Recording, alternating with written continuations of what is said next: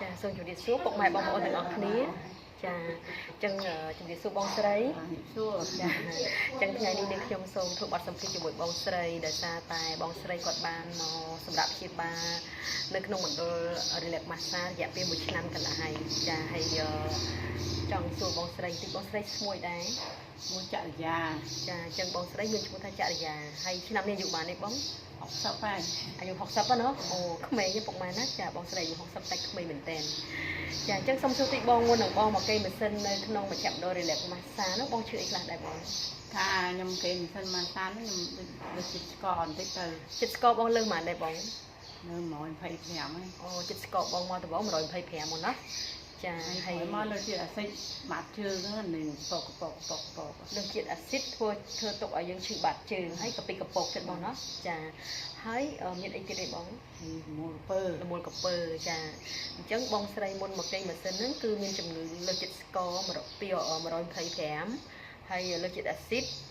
ចាធ្វើទុកឲ្យឈឺបាត់ជើងនិងកពីកពកបាត់ជើងហើយនឹងមានជំងឺលមូលកពើចាអញ្ចឹងនៅពេលដែលបងស្រីមកគេម៉ាស៊ីនហ្នឹងជារៀងរាល់ថ្ងៃណាឥឡូវនេះសុខភាពបងមិនដែរបងយើងស្រកម្ដងតិចនេះគឺស្ករនៅសល់100ចឹងឥឡូវចិត្តស្ករបងសល់តែ100បងណាពីមុន125មុនឡើងម៉ាស៊ីនណាតែនៅពេលដែលគាត់ឡើងម៉ាស៊ីនហ្នឹងរាល់ថ្ងៃគាត់ញ៉ាំកាហ្វេមួយថ្ងៃ3ពេលចាបងស្រីញ៉ាំមួយថ្ងៃ3កែវ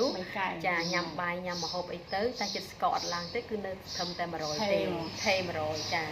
ចឹងវាពិតជាល្អមែនតើដែលយើងឡើងកេញម៉ាស៊ីនហ្នឹងទៅធ្វើឲ្យចិត្តស្ករយើងអត់ឡើងពុកម៉ែណាតែបើសិនជាយើងអត់ឡើងម៉ាស៊ីនហ្នឹងទេយើងញ៉ាំអាហារមួយថ្ងៃ3ពេលហើយញ៉ាំចំណីចេកចុកហ្នឹងអាចធ្វើឲ្យចិត្តស្ករហ្នឹងសំបានតិចម្ដងដូចជាបងស្រីអញ្ចឹងកាលពីមុនឡើងម៉ាស៊ីនចិត្តស្ករគាត់សំបាន125ហើយតែដល់ពេលគាត់ឡើងម៉ាស៊ីនហ្នឹងទៅឥឡូវចិត្តស្ករហ្នឹងវានៅត្រឹមតែ100ទោះជាគាត់ញ៉ាំមិនក៏ដោយគាត់នៅត្រឹមតែ100អញ្ចឹងណាអញ្ចឹងបានន័យថាបើសិនជាយើងញ៉ាំអាហារហើយយើងឡើងម៉ាស៊ីនហ្នឹងទៅចិត្តស្កររបស់យើងអត់ព្រួយលើហេហ្នឹងចិត្តស្ករចុះចិត្តអាស៊ីតវិញបងឥឡូវមិនដែរចិត្តបាត់ឈឹងហ្មងអូចិត្តអាស៊ីតគឺបាត់ឈឹងតែម្ដង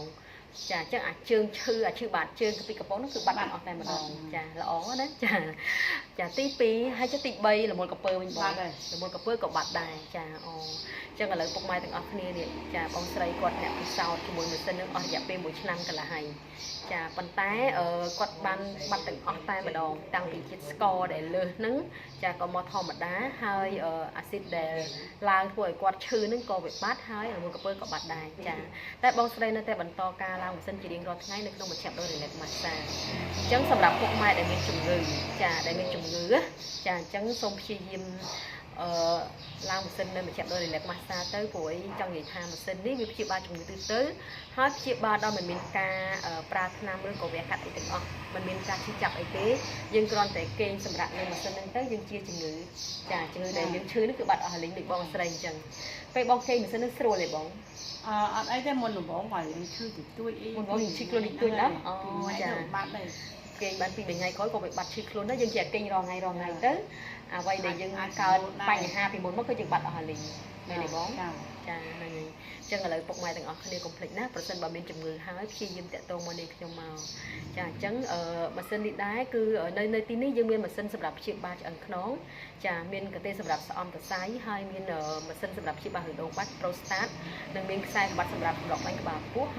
ហើយក៏អីសម្រាប់ម៉ាស្សាខ្លួនដែរចាអញ្ចឹងបើសិនជាពុកម៉ែដែលមានជំងឺចាគួរតែព្យាយាមសាកល្បងនៅក្នុងមជ្ឈមណ្ឌលឲ្យបានរាល់ថ្ងៃដូចបងស្រីអញ្ចឹងទៅចាអញ្ចឹងបើជាពិសេសអ្នកមានបញ្ហាឈឺចង្កេះគិតសរសៃចារៀនអីហ្នឹងគឺម៉ាស៊ីនហ្នឹងគឺជំនាញតែម្ដងចាម៉ាស៊ីនព្យាបាលតាំងពីឆ្អឹងខ្នងចាហើយ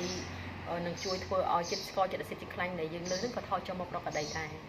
អញ្ចឹងសម្រាប់ពុកម៉ែទាំងអស់គ្នាដែលមានជំងឺប្រចាំកាយរ៉ាំរ៉ៃហើយសូមកុំភ្លេចតាក់ទងមកនាងខ្ញុំមកចាអញ្ចឹងលេខទូរស័ព្ទនាងខ្ញុំ011 83ដើម176 07គុត963 057 097 3399 201ចាអញ្ចឹងបើពុកម៉ែចង់ព្យាបាលដោយមិនអស់លុយចាហើយបានស្រួលណាចាអញ្ចឹងតាក់ទងមកនាងខ្ញុំមកព្រោះឯនាងខ្ញុំមានបទពិសោធន៍ជាមួយនឹងការងារនេះគឺរយៈពេល12ឆ្នាំហើយចាអញ្ចឹងសម្រាប់ពុកម៉ែដែលឈឺអីក៏ដោយហើយជាពិសេសអ្នកដែលមានសម្ពាធឈាមឡើងចុះអ្នកលើសខ្លាញ់លើសអីហ្នឹងណាខ្ញុំធានាជូនហ្មងឡើងរាល់ថ្ងៃនឹងស្រួលខ្លួនហើយឈាមអត់លើសចាខ្លាញ់ក៏អត់ឡើងអញ្ចឹងណាចាអញ្ចឹងបងស្រីមានពាក្យពេចន៍អីចង់ផ្ដាំផ្ញើទៅប៉ាម៉ាក់ឯងមានពាក្យពេចន៍ថាបងប្អូនបើសិនណាគាត់ឈឺអីគាត់មិនឡើងលើក្រែមកអាចជួយជំនួស ăn khong thì sai chi riêng màចាចាហ្នឹងហើយអញ្ចឹងនេះជាពាក្យពិតរបស់បងស្រីដែលគាត់មានបទពិសោធន៍រយៈពេល1ឆ្នាំកន្លះនៅលើម៉ាស៊ីន Relax Massage នេះចាអញ្ចឹងខ្ញុំក៏អត់មានអីច្រើនដែរហើយក៏សូមអរគុណហើយក៏សូមជូនពរឲ្យពុកម៉ែបងប្អូនទាំងអស់គ្នាដែលបានឃើញវីដេអូរបស់នាងខ្ញុំនេះសូមឲ្យរួចផុតចាកទុក្ខចាបានសុខហើយនឹងបានជាពីជំងឺគ្រប់សពបែបយ៉ាងទាំងអស់ហើយបើសិនជាស្រឡាញ់សុខភាពចង់មានសុខភាពល្អកាន់តែខ្លាំងនោះកុំភ្លេចតាក់ទងមកនេះខ្ញុំដើម្បីសួររកព័ត៌មានទីតាំងម៉ាស៊ីនសូមអរគុណច្រើនសូមអរគុណណាបងណាចូលចា៎បងខ្ញុំហាសេយោ